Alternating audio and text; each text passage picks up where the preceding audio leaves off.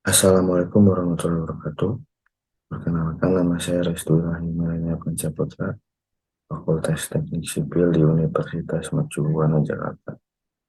Pada kesempatan kali ini saya akan melaksanakan tugas besar mata kuliah Manajemen Komunikasi Proyek dengan dosen pengampu yaitu Ibu Lilik Korita STMT. Untuk pembahasan pertama, yaitu peran penting manajemen komunikasi dalam proyek konstruksi.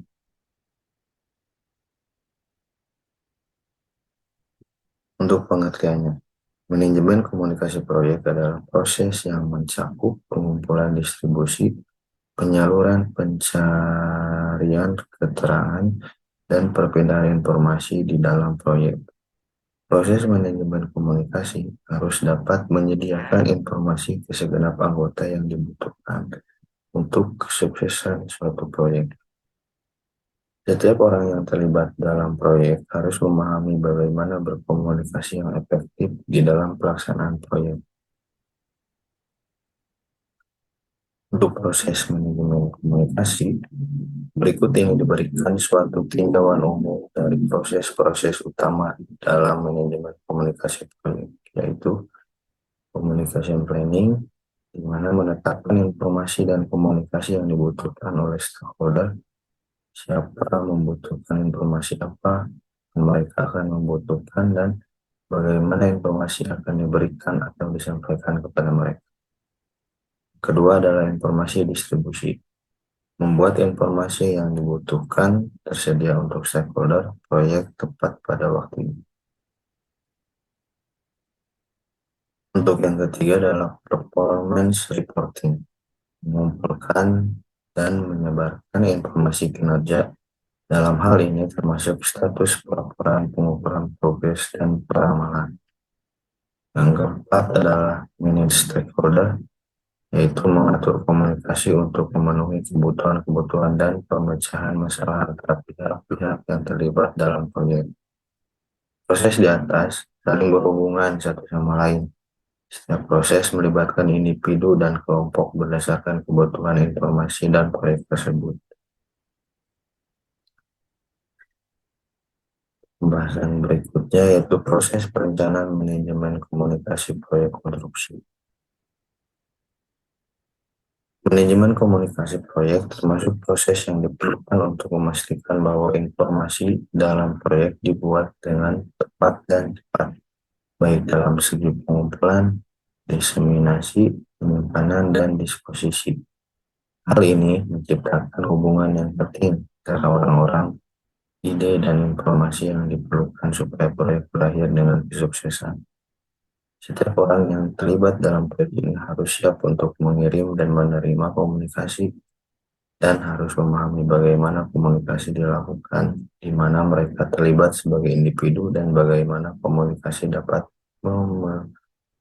mempengaruhi proyek secara keseluruhan. Yang kedua adalah perencanaan.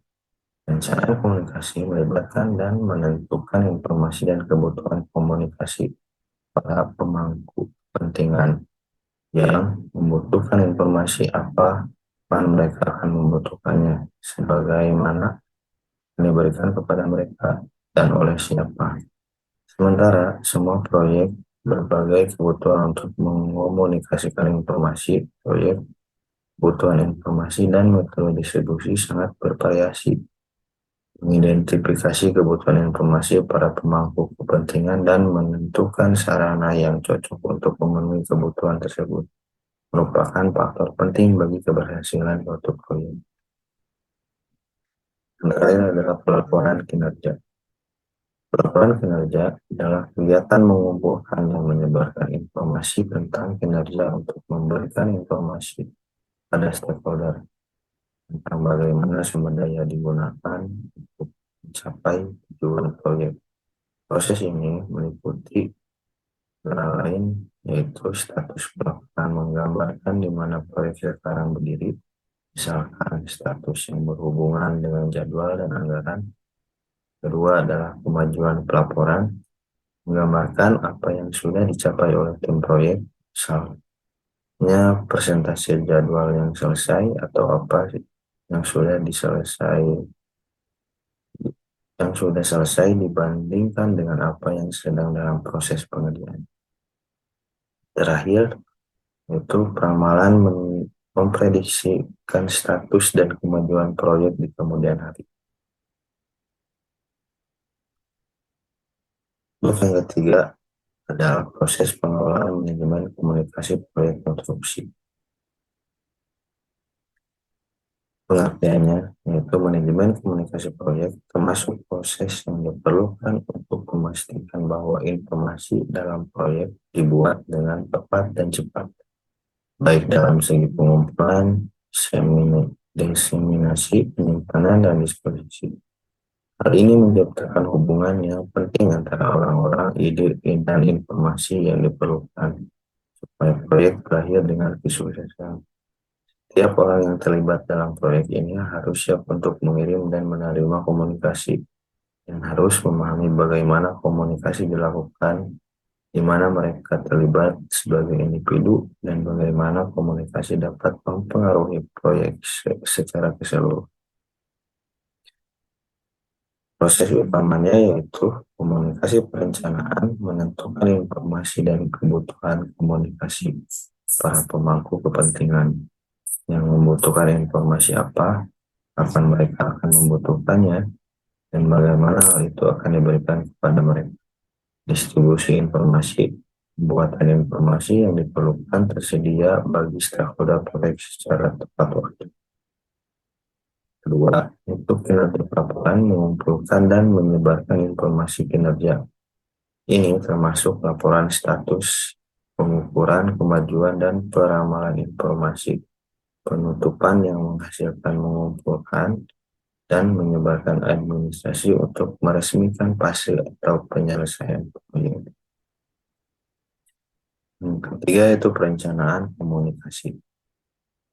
Perencanaan komunikasi melibatkan dan menentukan informasi dan kebutuhan komunikasi para pemangku kepentingan yang membutuhkan informasi apa, dan mereka akan membutuhkannya, dan mana akan diberikan kepada mereka dan oleh siapa. Sementara semua berbagai kebutuhan untuk mengkomunikasikan informasi proyek, kebutuhan informasi dan metode distribusi sangat bervariasi. Mengidentifikasi kebutuhan informasi para pemangku kepentingan dan menentukan sarana yang cocok untuk memenuhi kebutuhan tersebut merupakan faktor penting bagi keberhasilan suatu proyek. Pada sebagian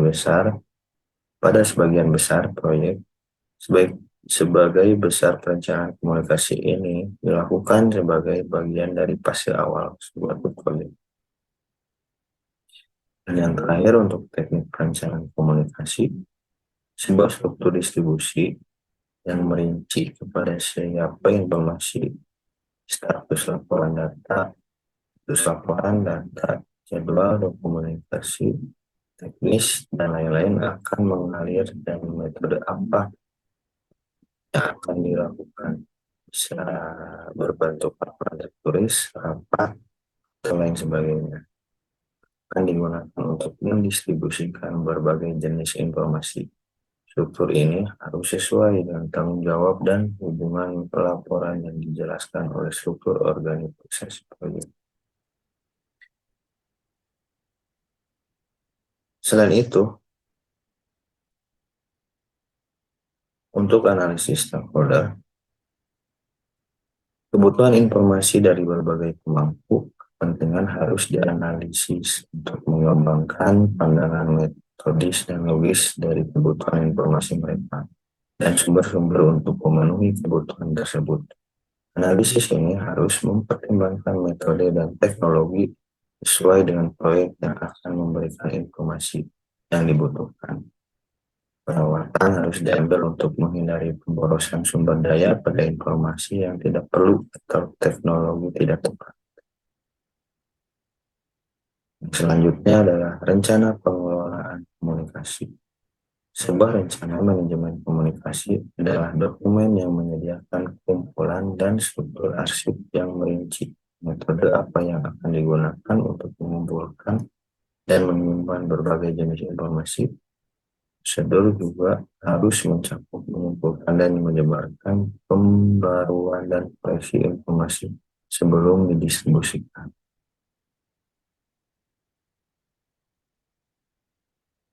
Sekian yang bisa saya sampaikan. Mohon maaf bila banyak kekurangan dalam penyampaian. Bila taufiq wal hidayah. Assalamualaikum warahmatullahi wabarakatuh.